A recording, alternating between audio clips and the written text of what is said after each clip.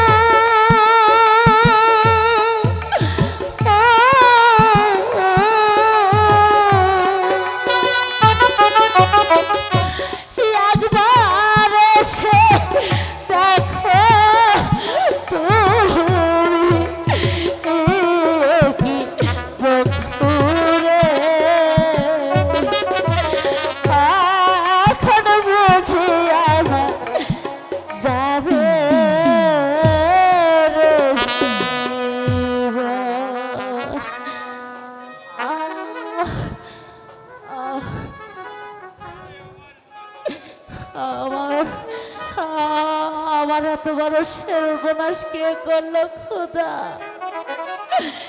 বিনা দোষে আমাকে বিষের তীর মারলো খোদা।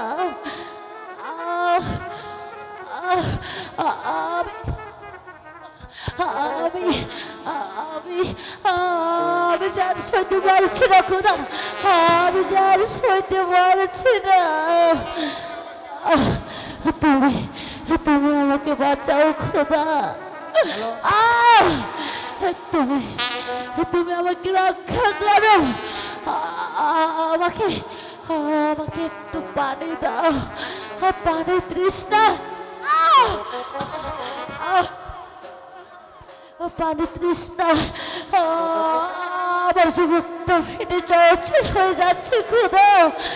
তুমি তুমি আমাকে সর্বনাশ লাইলা, সর্বনাশ।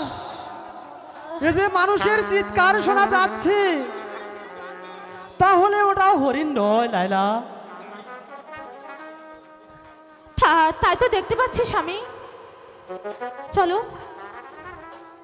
তুমি একই সর্বনাশ করলে লাইলা, এই মানুষটিকে মেরে ফেললে। স্বামী স্বামী মেয়েটি এখনো মরেনি স্বামী।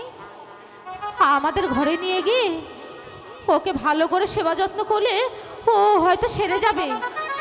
হ্যাঁ লাইলা, যেমন করে হোক একে ভালো করতে তুলতেই হবে। ধরো ওকে, ধরো ওকে, ধরো। নিয়ে চলো লাইলা।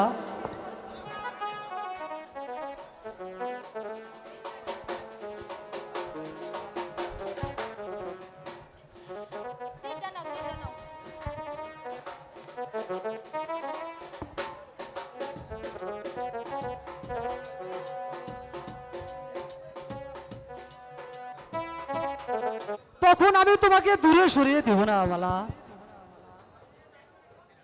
আমি যে আমি যে শুধু তোমার অপেক্ষায় আছিলাম। স্বামী, আমার স্বামী।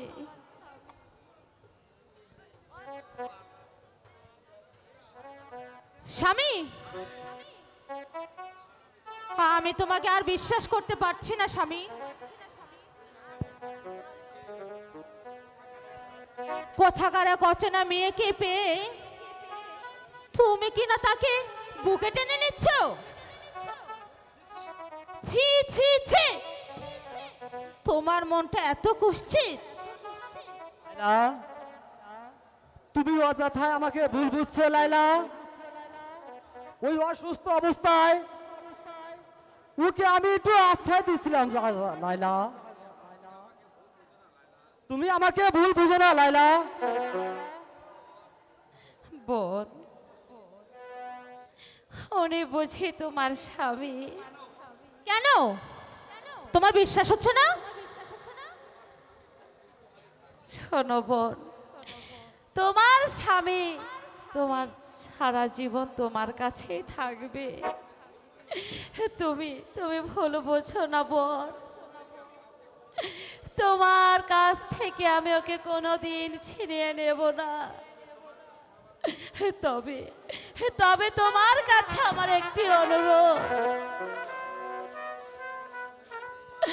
আমার যে কোনো আশ্রয় রে, দয়া করে তুমি আমাকে একটু আশ্রয় দাও বোন। অসম্ভব!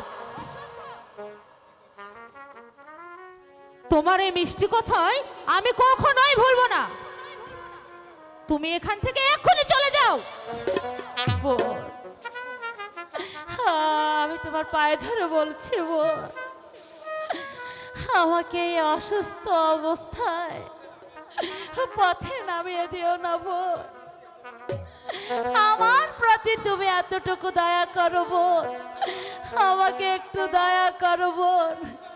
না না, বলছি তো তোকে আমি কোনো আশ্রয় দেব না। লাইলা, এই অসুস্থ অবস্থায় ওকে লাথি মারলি কেন? তোমার কি দয়া মায়া বলতে কিছুই নেই? আহা, খুব যে দেখে একবার প্রেম উঠলে উঠছে। ভালোই ভালোই এই